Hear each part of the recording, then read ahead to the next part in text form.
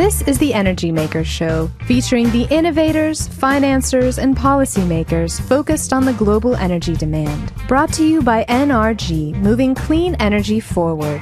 And here's your host, Paul Dickerson. Hi, I'm Paul Dickerson, and welcome to another episode of the Energy Makers Show. First up, Brad Burke, Managing Director of the Rice Alliance for Technology and Entrepreneurship, talking about their 10th annual Energy and Clean Technology Venture Forum, scheduled for September 13th, and the Energy Makers Show will be there. Next up, Robyn Knocke reports in from Austin, where she visits with Mitch Jacobson, Director of the Austin Technology Incubator, a joint venture with the City of Austin, the University of Texas, discussing that incubator's 23-year history. All that right after this. Where will the energy come from to move us forward? From natural sources in abundant supply, or perhaps a man-made source? At NRG, we believe innovation will solve our energy needs. That's why NRG is moving away from fossil fuels towards wind, solar, and other sustainable technologies to power the smart grid, the electric car, and our clean energy future. We're using all of our energy to develop more of it. This is the Energy Makers Show, brought to you by NRG, moving clean energy forward. And now, back to the Energy Makers Show with your host, Paul Dickerson. Welcome back to the Energy Makers Show. Our guest now, Brad Burke, Managing Director of the Rice Alliance for Technology and Entrepreneurship. Brad, great to have you on the program. Paul, thanks. Very great to be here. Well, and so remind us about the Rice Alliance. So the Rice Alliance was founded about 12 years ago. Our mission has always been to help support the launch of technology companies, help provide entrepreneurs those things that they need in order to be successful. Well, and you're doing it through a number of events and competitions. We are.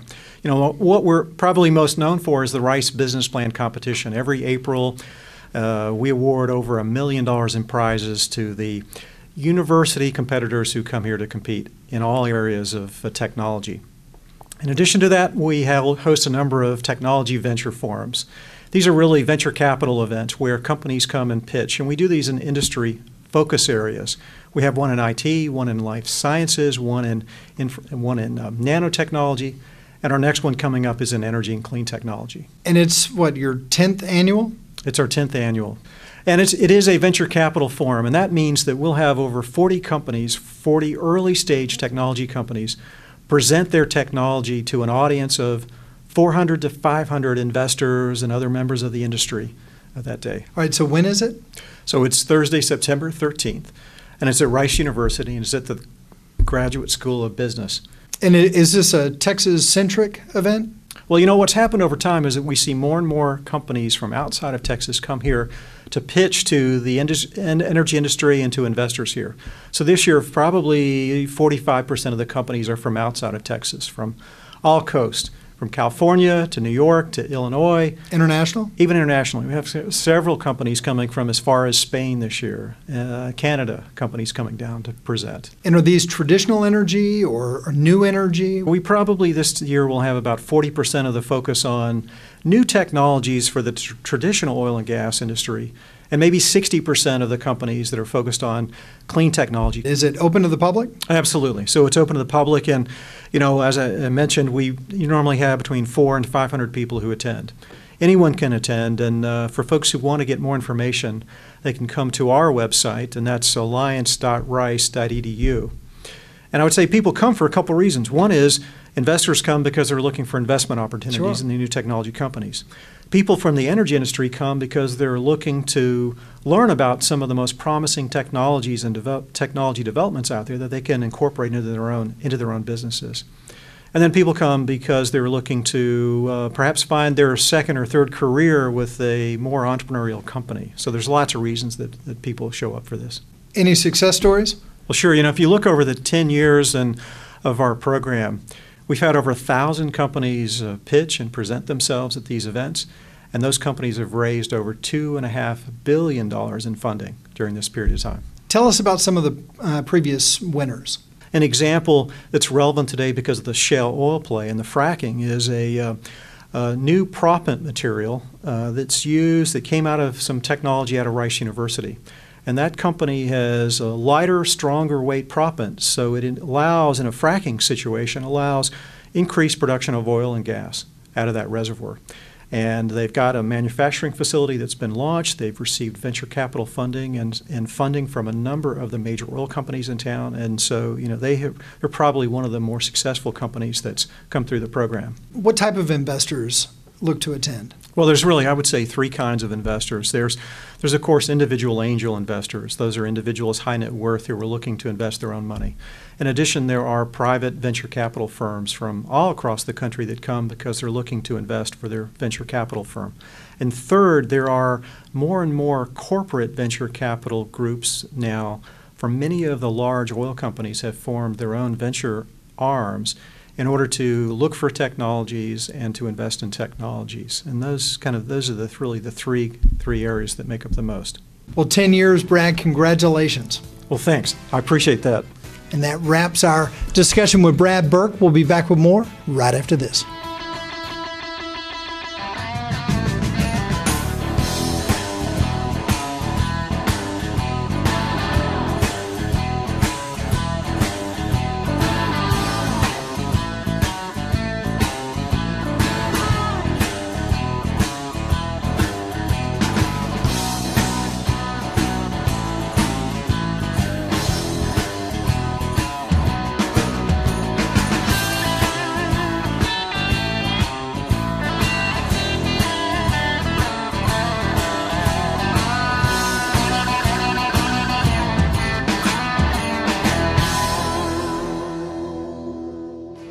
This is the Energy Makers Show, brought to you by NRG, moving clean energy forward.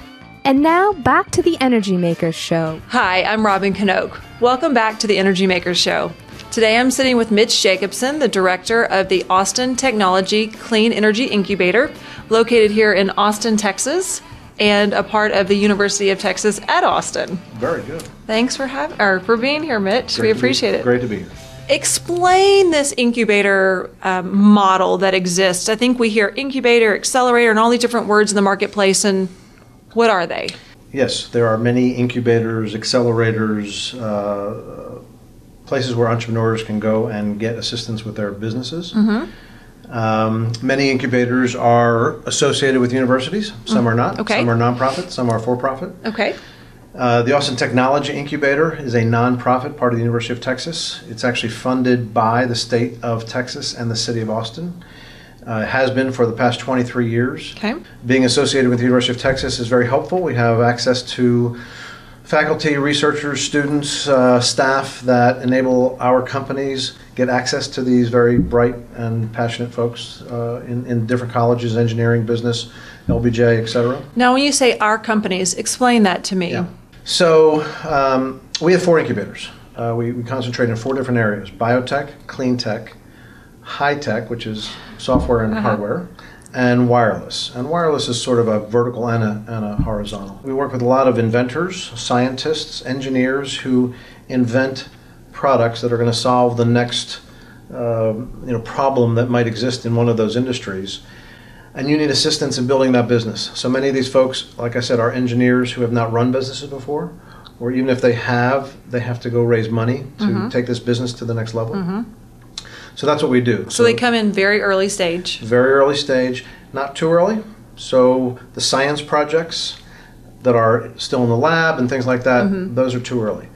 And not too late, meaning they've already raised $10 million and they've already got a team put together. That's really later. Our sweet spot are companies that are 1, 2, 3 people who have put a partnership together. They've got a prototype, a proof of concept. They've spent some of their own money already. They've gone to their friends and family and raised some money because we want the skin in the game, exactly.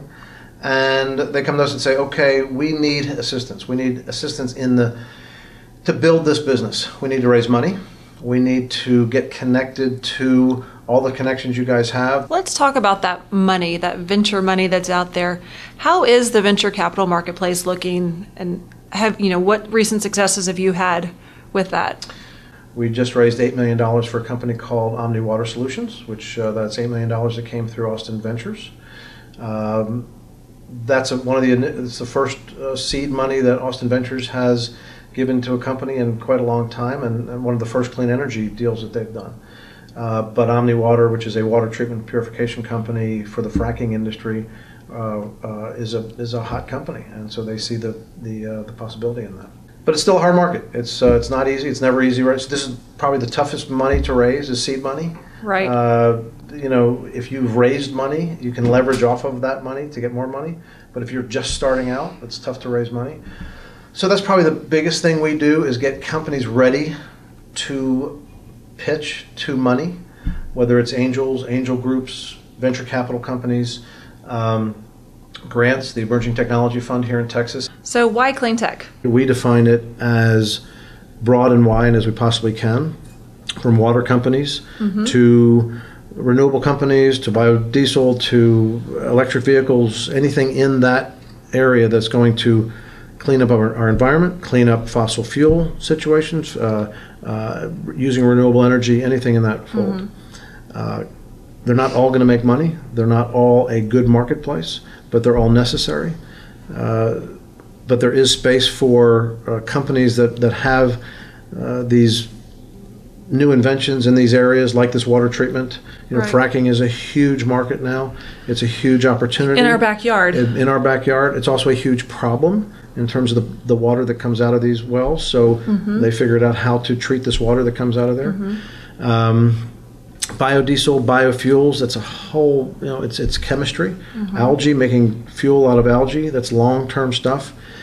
So the biggest difference is you can put money into a software company and turn it around in a year or two and potentially get pretty decent returns.